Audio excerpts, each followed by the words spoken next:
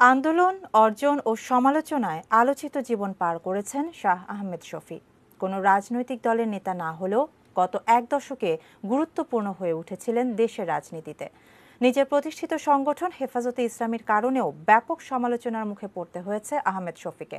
তার কিছু আলোচিত ঘটনা মনে করিয়ে দিচ্ছেন আরাফাত সিদ্দিকী। শাহ আহমেদ শফীর জন্ম ১৯১৭ সালে চট্টগ্রামের রাঙ্গুনিয়া উপজেলায়। ১০৩ বছরের জীবনের বেশিরভাগটাই কাটিয়েছেন চট্টগ্রামে অবস্থিত বাংলাদেশের অন্যতম প্রাচীন কওমি মাদ্রাসা দারুল উলুম হাটহাজারীতে।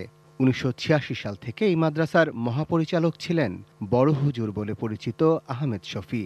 ছাত্র জীবনে উচ্চশিক্ষা নিয়েছেন ভারতের দেওবন্দ মাদ্রাসায়। কওমি মাদ্রাসার শিক্ষার্থীদের বাইরে দেশের সাধারণ মানুষ আহমেদ শফীকে চিনতে শুরু করে ২০১০ সালে হেফাজতে ইসলাম প্রতিষ্ঠিত হলে। সে সময় ধর্মনিরপেক্ষ শিক্ষানীতির বিরোধিতার মধ্য দিয়ে আত্মপ্রকাশ করে এই সংগঠন। ২০১১ সালে বাংলাদেশ নারী উন্নয়ন নীতির বিরোধিতা করে সমালোচনায় পড়ে হেফাজতে ইসলাম।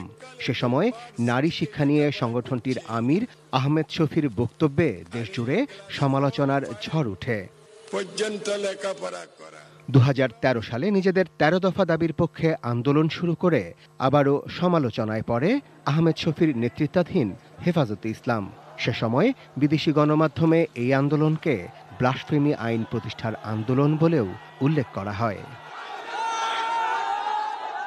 আহমেদ শফীর নেতৃত্বে হেফাজতে ইসলামের ঢাকা ঘেরাও কর্মসূচি ও সমাবেশে ২০১৩ সালের ৫ ও ৬ মে কার্যত ধ্বংসস্তূপে পরিণত হয়েছিল রাজধানীর মতিঝিল শাপলা চত্বর ও এর আশপাশের এলাকা। এছাড়াও বাংলাদেশের বিভিন্ন ইসলামী সংগঠন ও ইসলামিক চিন্তাবিদদের কাছেও বিতর্কিত ছিলেন আহমেদ শফী। যদিও দেশের আলেমদের একটি বড় অংশের কাছেই আলেমে দ্বীন আল্লামা শাহ আহমেদ শফী পরম শ্রদ্ধার পাত্র। বাংলাদেশের কওমি মাদ্রাসার ইতিহাসের একটি বড় সাফল্যের অংশীদারও ছিলেন কওমি মাদ্রাসা শিক্ষা বোর্ডের চেয়ারম্যান আল্লামা শফী। তার সময়কালেই ২০১৭ সালের ১১ এপ্রিল প্রধানমন্ত্রী শেখ হাসিনা কওমি মাদ্রাসার দাওরায়ে হাদিসকে মাস্টার্স সমমান ঘোষণা করেন।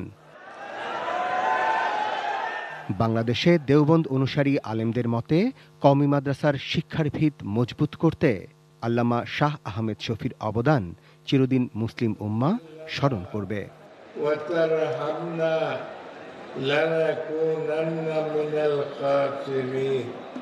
Arafat Siddiqui, ATN news, Dhaka.